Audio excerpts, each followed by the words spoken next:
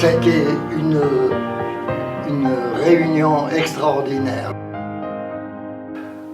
Si il n'y avait pas eu ce mouvement, certains chalets auraient disparu. Ça aurait été la solution facilitée. Ah, c'était le dernier moment. Et ça c'était primordial aussi d'avoir autant de monde à disposition sur 4 samedis, et tout. Je trouvais ça merveilleux. C'est quelque chose de fantastique. Au départ, on n'y croyait pas. On a côtoyé des gens qu'on n'a peut-être jamais côtoyés. On a couru ces chalets presque toute notre vie, quoi. C'était une aventure.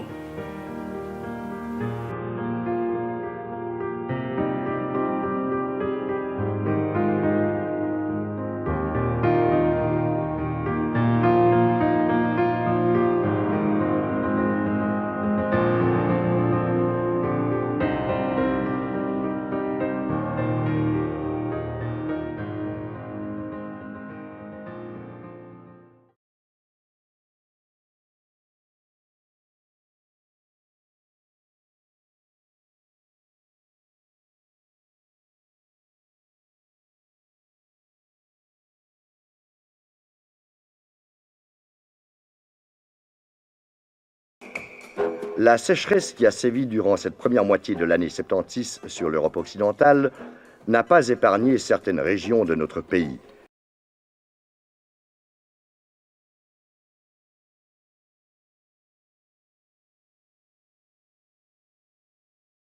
C'est en 76. Puis c'était la sécheresse. C'était une période de sécheresse et un propriétaire de bétail de Mie, qui s'appelle Millon-Carreau, a dû alper pour nourrir son bétail. Et quand Millon a dû monter son bétail à Voilly, parce qu'il n'y avait plus d'eau, il n'y avait plus d'herbe à nulle part. Mais malheureusement, le chalet était tout... c'était désastreux, il pleuvait dedans. Ces chalets sont venus à l'abandon puisqu'il n'y avait plus d'occupants l'été. Tout ça a été laissé à volo. Si je prends l'exemple de ce que je connais mieux, le chalet de Lacan, il n'y avait plus que les murs. Puis un chalet d'alpage, au moment où il commence à pleuvoir dedans, c'est fini. Les chalets, personne s'en occupait. Puis. Avec les hivers de chalet de Lacan, il y a 4 mois sous la neige, hein. Il y a des mètres dessus, il y a l'humidité, il y a tout. Donc s'ils ne sont pas entretenus, ils sont foutus. Il y a certains alpages qui ont disparu naturellement, je dirais, par manque de bêtes. C'est assez malheureux de voir tous ces chalets qui tombaient.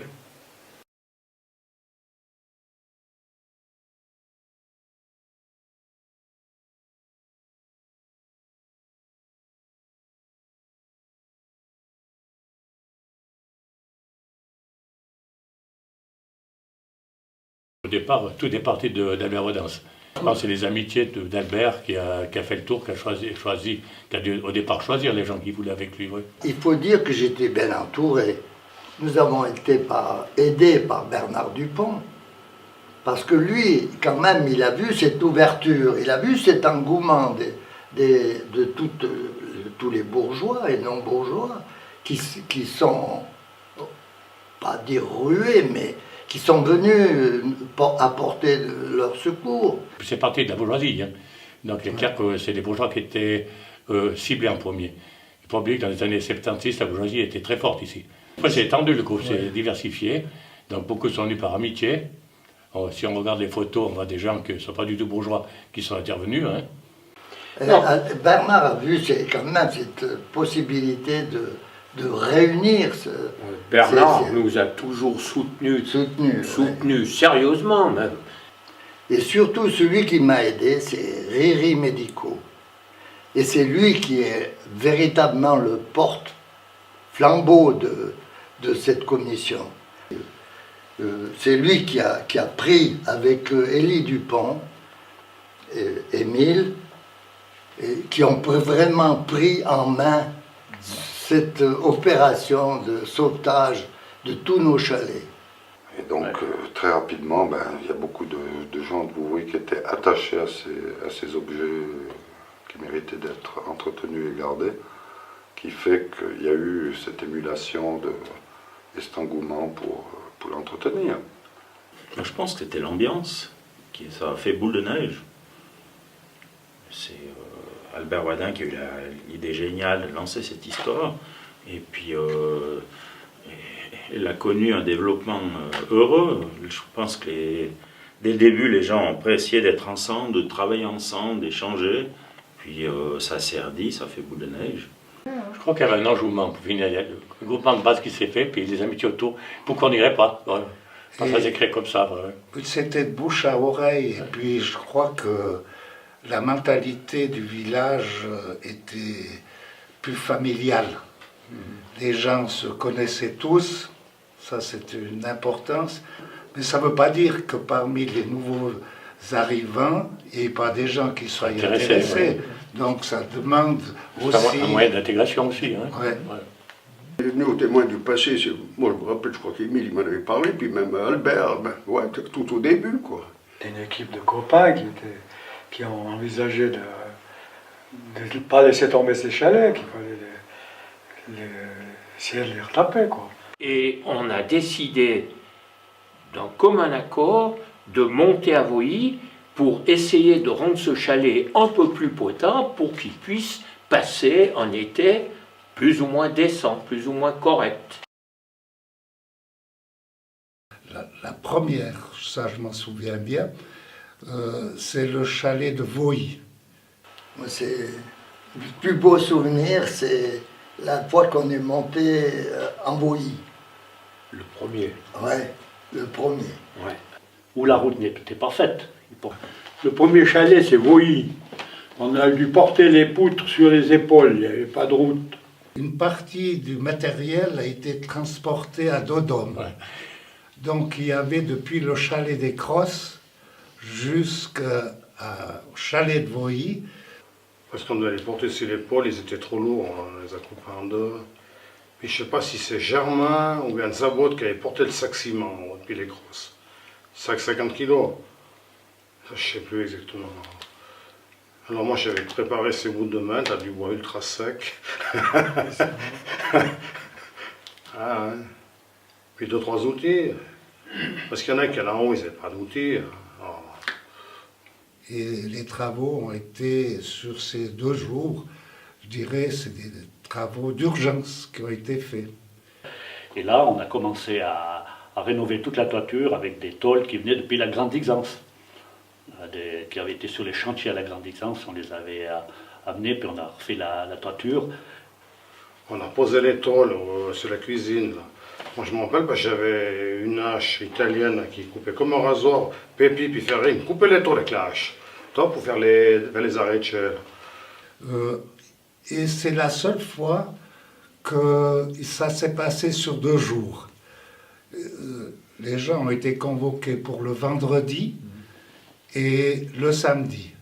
Et c'est la première fois qu'on a couché dans ce chalet. On a couché tous en haut sur le soleil, là, sur le Tintébain. On a fait nuit blanche en tout cas. Nuit blanche. C'était sympa. On était quoi, 10 ans, 12 ans. Et c'était une réunion extraordinaire. Le lendemain, c'est Émile qui a fait à manger, sauf erreur. Ça me fait de la polente.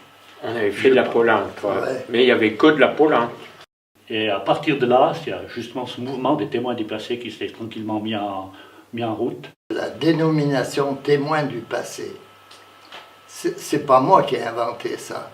C'est Paul Écopé qui m'a envoyé une fois un compte-rendu de Montreux, et où on parlait justement de cet engouement pour la rénovation des anciens chalets, et puis on parlait des témoins du passé.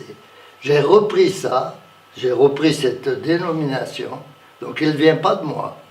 Et c'est Paul Écopé, je ne pense pas qu'il s'en souvienne, qui m'avait passé Ouais, l'idée, mais c'est toi qui as baptisé le groupe Les Témoins du Passé.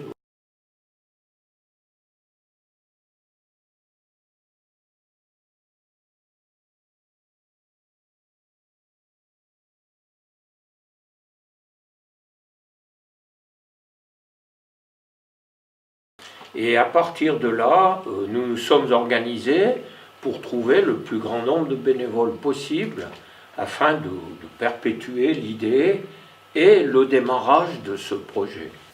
Je pense que ça s'est aussi développé au fur et à mesure, le nombre de personnes. Il y avait quelques-uns au début, puis après, ça, à cause de l'ambiance et tout, ça se reparlait, ça discutait. Je pense que ça a démarré comme ça, quoi. On a décidé des samedis de participation, 4 samedis par année, et on a simplement pris note des gens bénévoles qui désiraient participer. Et à un moment donné, nous nous sommes retrouvés entre 80 et 90 bénévoles sur lesquels nous pouvions compter. Et de ces 90 bénévoles, chaque journée passée sur un alpage, eh bien, on pouvait en compter au minimum une vingtaine, quelquefois 40, une fois 50. Et le projet est parti vraiment comme ça, c'est tout du bénévolat. Il y avait aussi encore beaucoup de gens qui étaient intéressés à la chose publique, à la vie de la commune et de la bourgeoisie, qui avaient pour la plupart fait leur jeunesse comme vacher, comme travailler dans ces montagnes, donc étaient tombés amoureux de tous ces chalets. Je crois que c'est l'ambiance qui a amené les gens. Tu vois. Après, il y avait les jeeps qui démarraient, là, à 5h du matin à Vouvry, tu avais 7-8 jeeps qui montaient, tu avais le lever du soleil, tout ça. Mais je pense que c'est comme ça que c'est parti, quoi. Puis moi, je tire un chapeau à Émile pour avoir drainé autant de monde que ça. C'est sans convocation. Rendez-vous au parc à mi, et puis les gens arrivaient. Pouvoir compter sur 80 personnes et en avoir toujours au moins 20 ou 30% à disposition, c'est quelque chose de fantastique. Au départ, on n'y croyait pas. Et petit à petit, l'engouement, la motivation a fait que ceci s'est perpétué pendant une quinzaine d'années. Le 23 juillet 1983, c'est la 3e journée que nous montons à la Cambre. Nous avons aujourd'hui terminé le toit et effectué les plus gros travaux de maçonnerie. Comme d'habitude, nous fûmes nombreux à travailler. 43 samedis passés, une vingtaine le premier samedi et aujourd'hui 28 personnes, photographes et caméramans compris. C'était primordial aussi d'avoir autant de monde à disposition sur 4 samedis, moi je trouvais ça merveilleux. Même qu'on était toutes les générations, nous deux on a la chance, et puis ceux qui étaient jusqu'à 10 ans avant nous, hein, on a eu une façon d'être éduqué puis vivre, c'était naturel. C'est assez remarquable. Le brassage de générations, il y avait 3 générations. Hein. Il y avait Cactus qui était le plus jeune, je crois. Il y avait Christophe, Cactus, qui c'est qu'il y avait encore des jeunes le fils Harod. Fils Harod, ouais. Je pense que les plus jeunes, ils avaient 6-7 ans. Et les plus âgés, c'était Léon Ducret. Ouais. C'était à la bataille, il y avait Édouard de la Vie, il y avait Paul Parchet.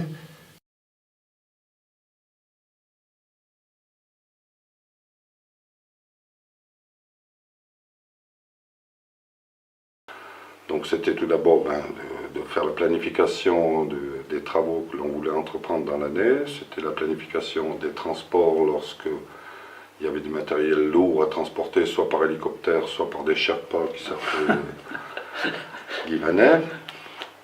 Et puis après, c'était de fixer les 4 samedis, de se donner rendez-vous ici, de se rendre sur les lieux. Et il faut dire que quand on arrivait tout en groupe, hein, il y avait une petite répartition des tâches et chacun faisait au mieux selon sa volonté. Sa capacité aussi. Sa capacité, sa volonté. Il y avait des serruriers, des mécaniciens, des maçons, des bureaucrates, il y avait tout ce que tu veux, vraiment tout ce que tu veux. C'était l'amitié, il n'y avait pas de chef, il n'y avait qu'un chef, donc le responsable de la journée, et puis le restant c'était manuel. On était des... Chacun on apportait son outil, chacun selon ses compétences. Ben, moi c'était la tronçonneuse, parce que Michel aussi est là, Michel là ici, c'était, mais ça ne me gênait pas, j'aimais bien.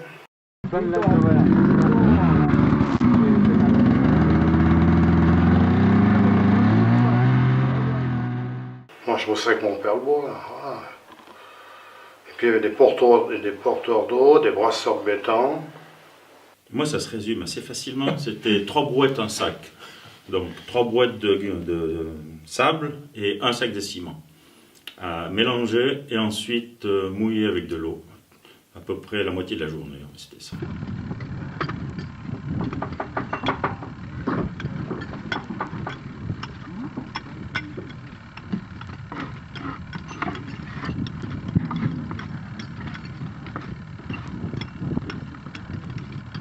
Et c'était toi qui étais en charge.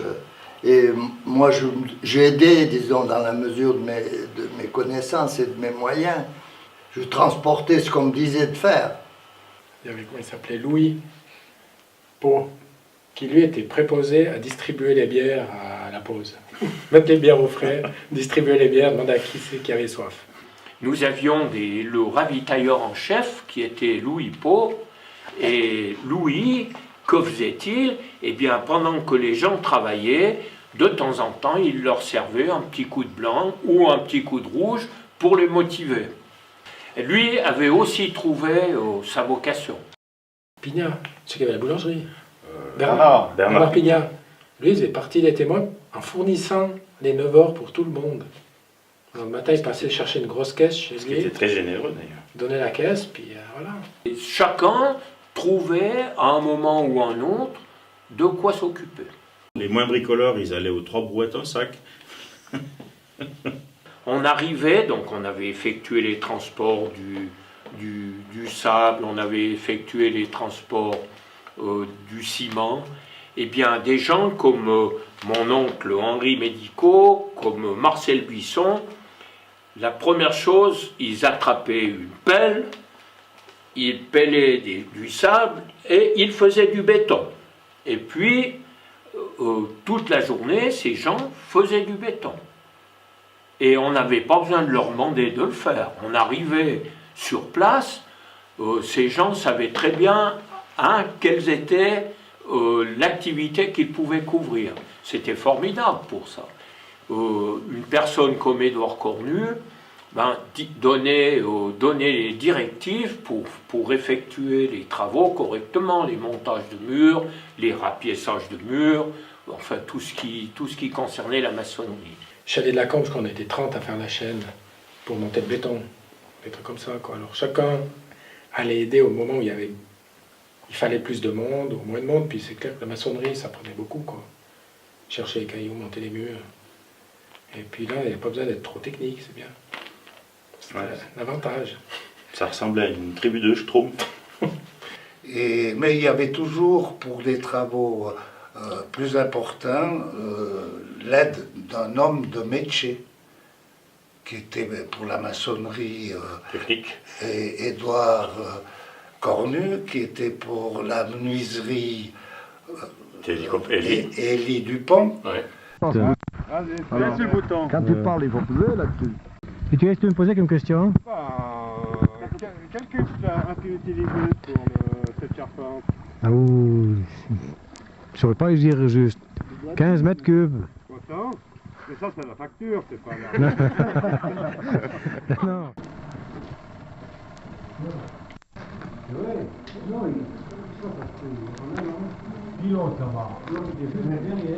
Et puis on apprenait quand même pas mal appris de trucs de construction, quoi. Donc la charpente, la maçonnerie, les tôles, tout. Ouais, c'était vraiment intéressant, quoi. Il n'y a jamais eu d'accident. Ça, c'est aussi une chose à relever, que chacun était quand même, parce qu'il y avait des travaux d'artiste, hein. Quand il fallait grimper sur ces charpentes, il n'y avait pas d'échafaudage à l'extérieur ni dessous, hein. Donc ça, c'est un signe à relever qu'il n'a jamais eu un accident. C'est là que l'on remarque les bons ouvriers qui sont polyvalents, qui arrivent à travailler d'une main et de boire et de tenir dans leur main une bouteille sans qu'ils la versent.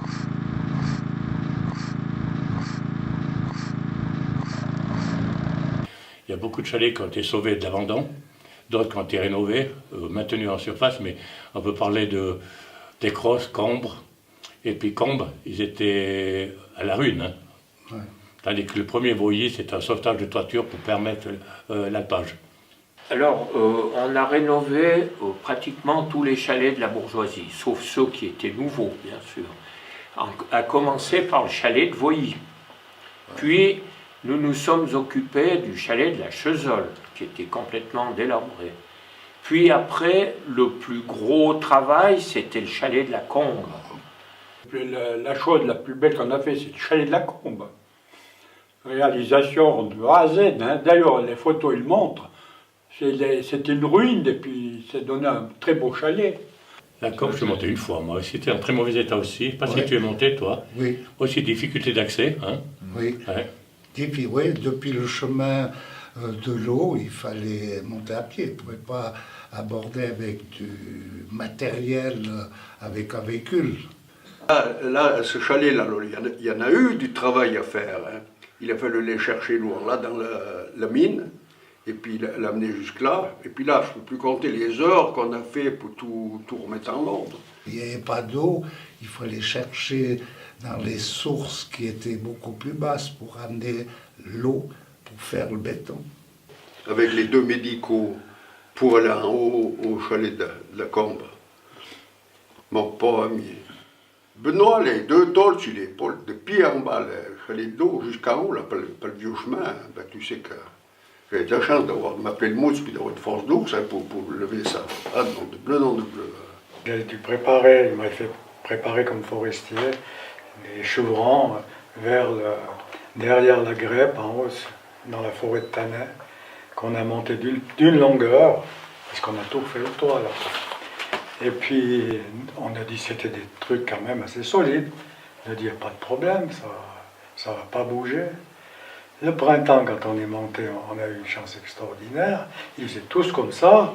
On n'a jamais imaginé qu'il y avait autant de neige sur le toit. Ils auraient pu tous casser. Et puis, maintenant, il y a des cales, mais on les a tous recalés. Ils sont revenus comme avant, plat. Mais on a eu une chance inouïe. On aurait pu tout recommencer le toit, là.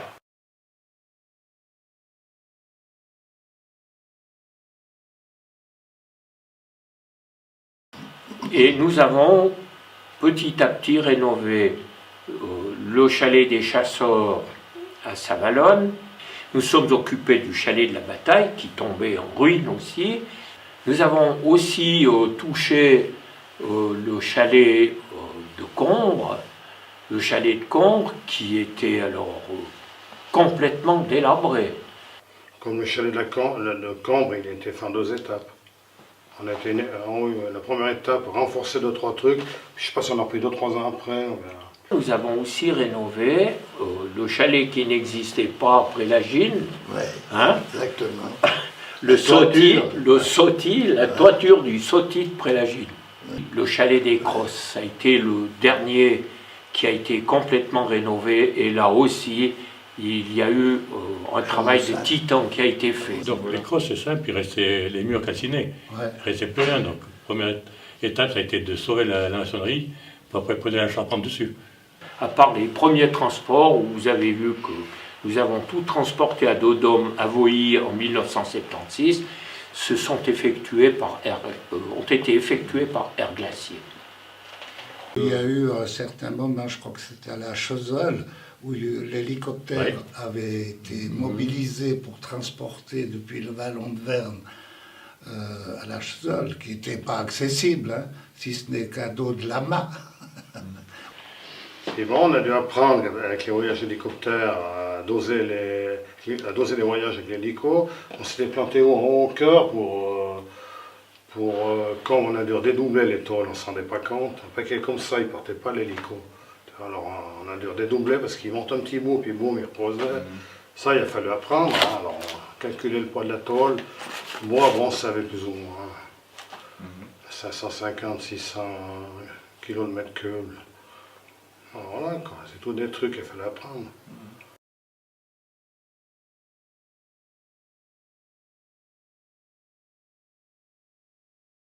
Il y avait des responsables de chalet. Nommés par les témoins du passé. Nommés par les témoins du passé. Oui. L'idée a été très bonne de nommer des responsables. Il y avait 2 responsables par chalet qui suivaient année après année. S'il y avait des réparations, s'il y avait quelque chose à faire, on signalait aux responsables et on faisait l'entretien qu'il faut. Et avoir un œil sur ces chalets, sur leur état, surtout après avoir passé l'hiver, ou la déprédation, parce qu'il ne faut pas oublier qu'un envoyiste, un coin perdu. Voir qu'il n'y a pas des tôles qui sont arrachées pour prévoir pour l'année suivante ou faire le programme pour l'année suivante. Ou voir que les gens laissaient en ordre, quoi, leur donner un petit coup si jamais. C'était un peu ça le but. Et on faisait l'entretien qu'il faut, ce qui fait qu'aujourd'hui, je ne sais pas combien ça fait d'années, une trentaine d'années à peu près, ils sont vraiment en bon état. Grâce justement au suivi des responsables et puis ceux qui le louent aussi. Comme prêtre Tricornu, c'est magnifique d'avoir un alpateur de cette valeur-là, parce que c'est toujours propre, c'est toujours bien en ordre, bien entretenu. J'ai le plaisir aujourd'hui d'interviewer les 2 responsables du chalet des Crosses, en l'occurrence Martial Delavid et Mathieu, ainsi que Marco Vadance. Je leur passe la parole. Alors Martial, on était nommé par nos amis des témoins du passé il y a 3 semaines responsable du chalet des Crosses. Oui. Quelles sont tes impressions? Et puis après 3 samedis, surtout comment trouves-tu l'avancement des travaux? Bien, je pense qu'aujourd'hui l'avancement est très bien. Quelques petites erreurs quand même, mais à part ça, ça fait rien. Hein. Temps pluvieux, des bonnes bières quand même, j'aime bien ça. Marco, je pense aussi. Tout le monde est content, je pense. Mais quel est ton sentiment de cœur par rapport à la responsabilité qu'on t'a donnée, étant responsable du chalet maintenant? Bien, je pense qu'on verra qui c'est qui va utiliser le chalet, si on sera d'accord avec lui, et ça c'est encore un petit problème à voir. Autrement, faire un avancement, faire une petite cuisine, et avec chambre, et j'espère que ça ira bien. Mais quand tu parles d'utilisation du chalet, de problème, je pense que c'est le problème Rubin. Peut-être, on verra, parce que Rubin va quand même pas venir à 150 ans. Et bon. C'est le responsable du chalet des Combes. Il a bien eu la gentillesse de nous dire quelques mots. Ouais, j'espère que ceux qui viennent au chalet le laissent en ordre, qu'ils l'utilisent. Tout le travail qu'on a dû faire, c'est très pénible. J'espère qu'ils le laissent en ordre. Qu'est-ce que tu en penses de ce chalet maintenant? Ouais, je pense que c'est un très beau chalet. Il est très très bien fait. Je remercie tous ceux les bénévoles qui sont venus ici. Mon cher Eric, comme nous sommes responsables de ce chalet maintenant, alors on va prévoir de ménager ça comme il faut, et puis qu'un beau jour on puisse venir de temps en temps passer un week-end ou 2 par là. Oui, d'accord. Oui, je pense qu'on va venir ici à Noël Nouvel An. On va mettre des lits, on va faire en ordre, tout faire le béton, le coffre sera impeccable. Ça va? Arrête.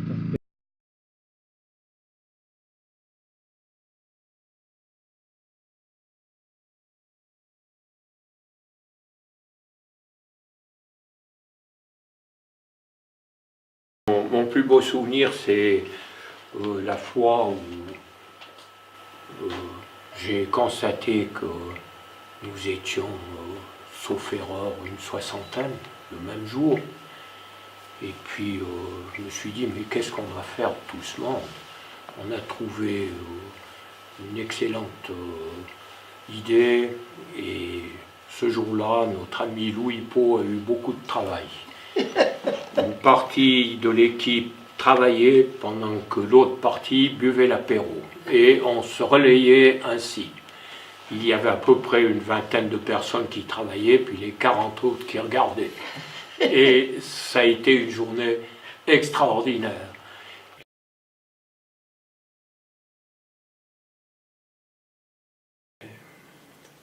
Léon Ducré qui nous voyait peiner avec la brouette, c'était aussi à Saint-Valonne. Parce qu'il y avait un seuil, puis on arrivait avec la brouette. On s'embêtait chaque fois, il était chercher une planche. Par malheur, il avait mis une planche pour pouvoir accéder au chalet, et puis cette planche, par malheur, il y avait un clou. Mais le problème, c'est qu'il a mis le clou contre en haut, le premier qui a passé avec la brouette. Psh. Par malheur, il a fallu qu'il passe dessus avec la brouette, le premier voyage qu'il fait. Là. Pouf, plus de brouette. C'est lui qui s'est puni des grands Léons, il a dit c'est moi qui porte en bas la roue sur l'épaule pour la faire blesser.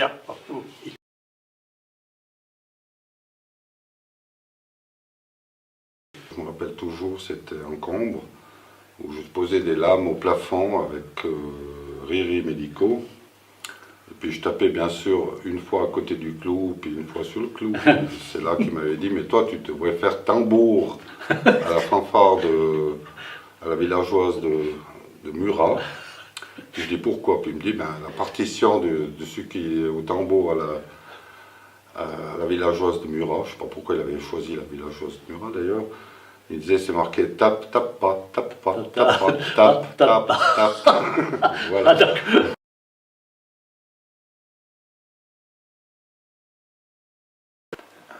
Le souvenir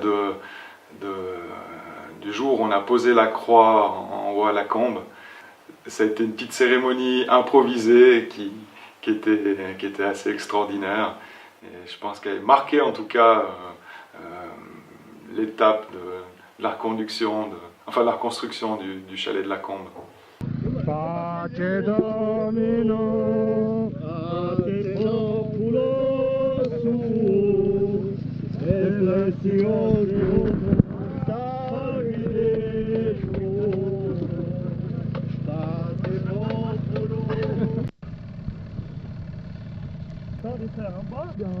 Tournez les faits.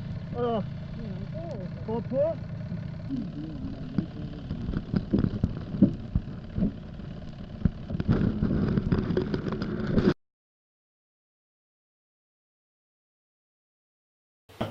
Et une anecdote à faire, c'est qu'en principe, les bourgeois, les nouveaux bourgeois ou les bourgeois en devenir, faisaient des journées de commun, comme on appelle. C'était presque une obligation pour eux, hein, puisqu'ils avaient acquis la bourgeoisie par la commune de Rouvry. Donc c'était un donnant-donnant. Hein. Nos trois nouveaux Suisses, oui, alors les magnifiques Bepi de Carly, Ferrari et Zabot. Ah Antonio. oui, 70 kilos il avait porté, hein. 70 kilos. Et c'est là, dans l'anecdote qu'il a dit, que les trois Italiens, je peux les appeler comme ça, sont devenus bourgeois et ont été engagés pour cette première intervention.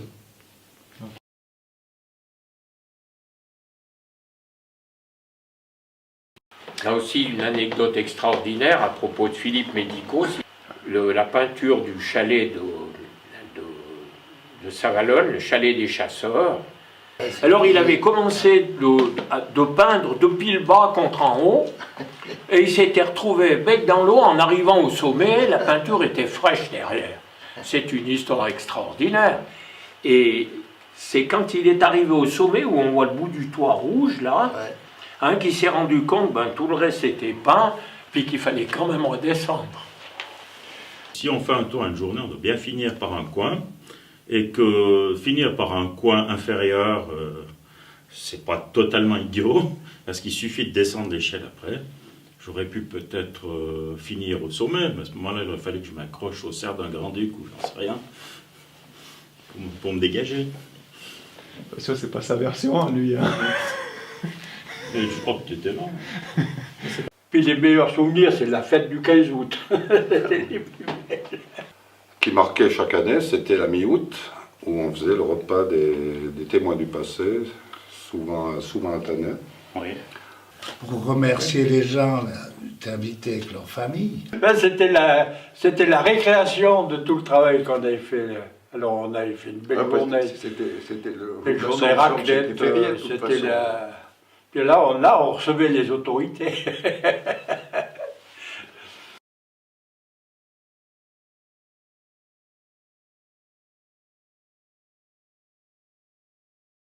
Alors le rôle historique des bourgeoisies, c'est la gestion des biens communs.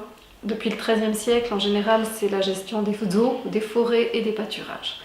Et puis, avant, il faut dire que la commune bourgeoisiale, c'était la seule commune qui existait jusqu'au XIXe siècle. Et avec l'introduction de la Constitution fédérale de 1848, ce qui s'est passé, c'est que chaque citoyen suisse a eu le droit de s'établir partout en Suisse et d'avoir les mêmes droits que les bourgeois du lieu. Le rôle des bourgeoisies, c'est surtout dans la sauvegarde du patrimoine. Donc ça peut être des immeubles de la commune qui ont une valeur historique, par exemple, comme à Vouvry, les maillins d'alpage, les chalets d'alpage. Ça peut être des hôtels, ça peut être la préservation de tout ce qui est forêt, surtout pour les bourgeoisies de montagne. Malheureusement, aujourd'hui, cette gestion des forêts, elle était très importante et elle rapportait beaucoup d'argent avant. Aujourd'hui, il n'y a plus beaucoup de subventions et elles ont des difficultés, souvent, ces bourgeoisies de montagne. Alors que pour les bourgeoisies de ville, comme Sierre ou Sion, qui ont des grandes zones avec des droits de superficie pour les industries, la situation financière est beaucoup plus facile. Parce que ces grandes bourgeoisies, elles ont pu développer des golfs, des zones industrielles comme je l'ai dit, des zones de camping. Il faut penser à la zone des îles à Sion, qui est une zone offerte à la population, qui a été une gravière. Les gravières, ça rapportait aussi de l'argent aux bourgeoisies. Donc c'est vrai qu'il y a cette disparité peut-être entre plaine et montagne qui fait que la situation en plaine est beaucoup plus facile qu'en montagne. Au départ, c'était potentiellement le conseiller en charge qui s'occupait de tout. Donc à l'époque, le premier, Albert Rodance, moi j'étais plutôt une main. Et après, c'est plus imbriqué parce qu'on est la logistique, quand on préparait le matériel, préparait les victuailles. Mais la journée du témoin du passé, le biotechnique n'intervenait pas. Si Albert n'avait pas lancé ça, tant il y a quelques chalets qui seraient tombés en décrépitude, hein, puisqu'ils n'étaient plus utilisés, ils auraient été abandonnés. La commune n'avait pas la volonté d'investir. Hein. Toutes ces réalisations ont été faites dans le cadre de la bourgeoisie de Vouvry. Et les subsides, chaque année, nous avons obtenu, grâce à ces fameux projets Laubert, pour un chalet ou un autre, 15 000 francs de subsides qui étaient généreusement donnés par l'État du Valais. Donc c'était intéressant. La commune, ça leur a rien coûté pratiquement, à part le toit, les toits. On discutait d'un chalet et ils nous octroyaient 15 000 francs de subsides, ce qui nous permettait de couvrir une grande partie du matériel et des transports. Mais à l'époque, on devait faire avec 15 000 francs. Et puis voilà, quoi. C'était... et on est rarement sorti de ce budget-là. Rarement. Sauf pour certains gros transports. Pour le chalet de la Cambre principalement et de Cambre, où là, il a fallu monter énormément de matériel.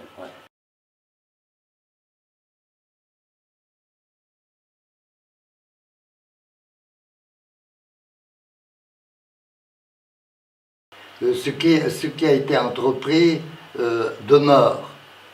Ça n'a pas été fait pour rien.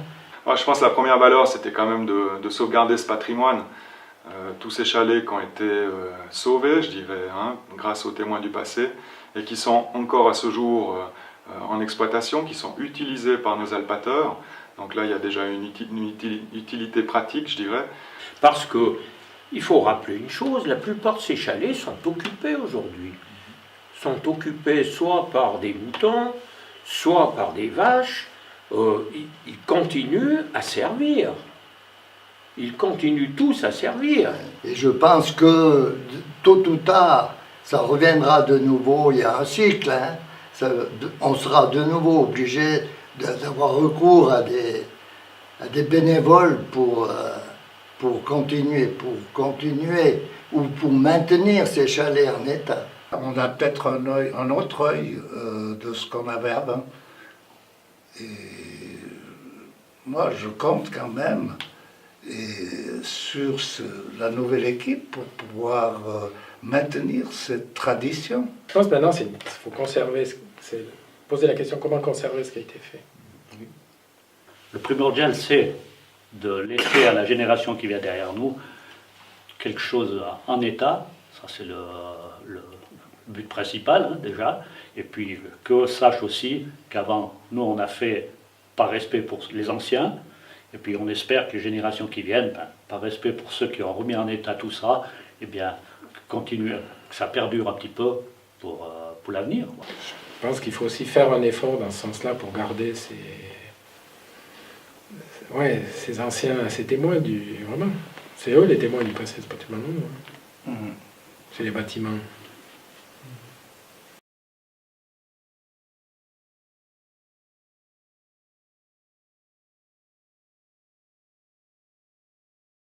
Et puis maintenant, depuis 5 ans, donc on a relancé, mais sous une autre forme, c'est pas les témoins du passé, mais on a relancé une journée qu'on appelle maintenant Journée des alpages, où là l'objectif est de donner un coup de main aux alpateurs sur une journée pour aller traiter des vérâtres ou couper des vernes ou dépierrer.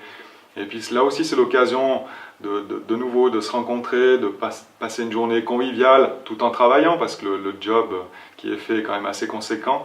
Et c'est aussi l'occasion de donner la possibilité à des gens qui ne connaissent pas les alpages de venir découvrir nos alpages, de venir découvrir notre patrimoine bourgeoisial et puis de donner un coup de main en même temps aux alpateurs et de se rendre compte de l'importance de l'agriculture de montagne et du travail incroyable qu'ils font pour entretenir ces paysages, ces alpages, en même temps contribuer à la sécurité au niveau des alpages. Donc voilà, on a été très heureux de relancer ça il y a 5 ans en arrière. On a aussi une bonne participation chaque année à cette journée et le but maintenant c'est de pérenniser cette journée d'alpage.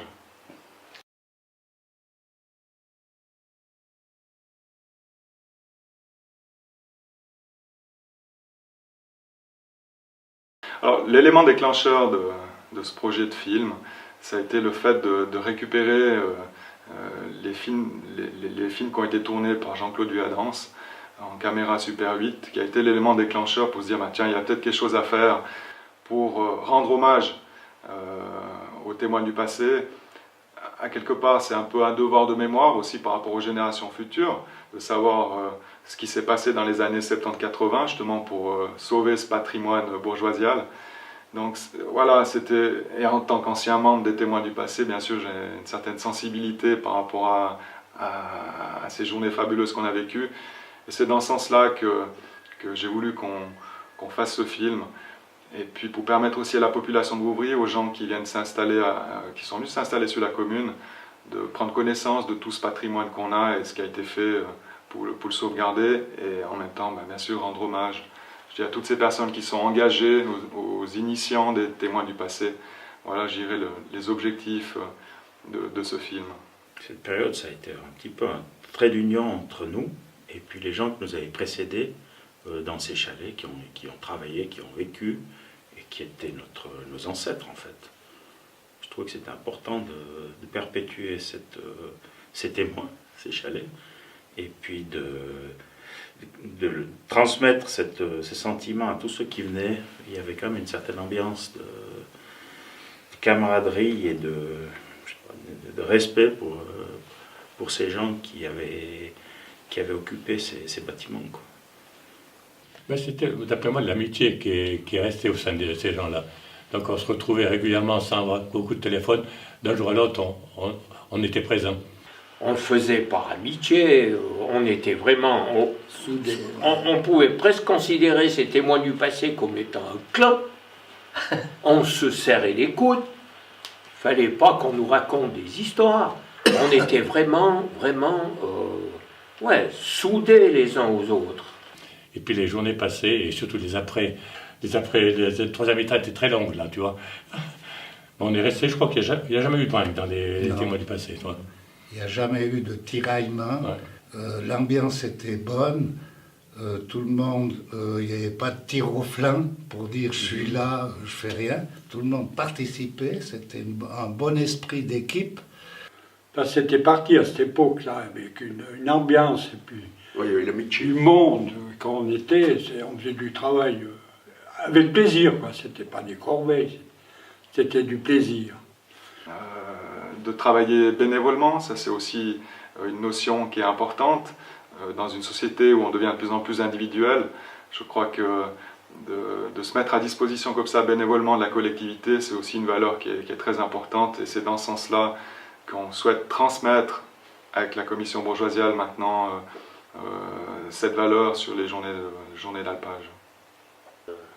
Tout ce travail des bénévoles, le nombre qui était, ça je trouvais vraiment magnifique d'avoir autant de personnes pour venir faire des travaux comme ça, où les accès n'ont pas toujours été en véhicule. Il y avait quand même certains secteurs, il y avait quand même une légère dépense physique avant d'arriver sur le chantier, il y avait déjà ça. L'esprit de cette équipe vient de l'esprit des gens, de l'état d'esprit des gens qui viennent donner un coup de main. Je pense qu'on a beaucoup apprécié sur le moment, sur place, d'être avec ces gens qui avaient gardé les vaches là-haut, qui avaient travaillé dans ces alpages et tout, ils racontaient des histoires et tout. Et puis il y avait une ambiance avec ces personnes qu'on connaissait peut-être pas beaucoup. Puis après, il y a quand même des liens qui se sont développés. Je pense que c'était ça, quoi. Bon, moi, au départ, j'étais jeune à Vauvry, c'était surtout pour redécouvrir la commune. Parmi les voisins, donc c'est tous des endroits où j'aurais peut-être jamais mis les pieds si je n'avais pas participé aux témoins du passé. Et puis après, tu prends goût de redécouvrir, de suivre. C'est surtout ça, et puis de maintenir un patrimoine qui est à l'abandon. Hein. Ouais. Ouais. Ce mélange intergénérationnel, où en effet on se retrouvait, nous, jeunes enfants, au contact de plus anciens, et qui permettait d'échanger sur certaines anecdotes, sur certaines histoires. Et c'est vrai que sur le plan humain, ça a été très enrichissant. Pour nous qui n'avons pas, en tout cas personnellement, je n'avais pas vécu dans les montagnes de Vouvry, je les connaissais très peu, donc ça m'a permis beaucoup de les connaître, de connaître aussi toutes les histoires du passé, puisqu'il y avait beaucoup d'anecdotes données par les anciens, qui la plupart sont disparus d'ailleurs, mais donc c'était très savoureux, très convivial. L'intuition et le respect pour les ancêtres et les anciens, les élus et les anciens élus qui ont quand même dessiné cette commune de Vouvry. Il y en a beaucoup qui ont disparu, mais ce travail là, nous relie quand même à eux, avec le souvenir, c'est quelque chose de spécial. Le fait d'avoir fait des connaissances de personnes de tout âge, que je recroise encore aujourd'hui, ou pour d'autres qui sont décédés, c'est vrai qu'on a ça en commun d'avoir fait partie des témoins du passé, et ça a été un honneur d'en faire partie, quoi.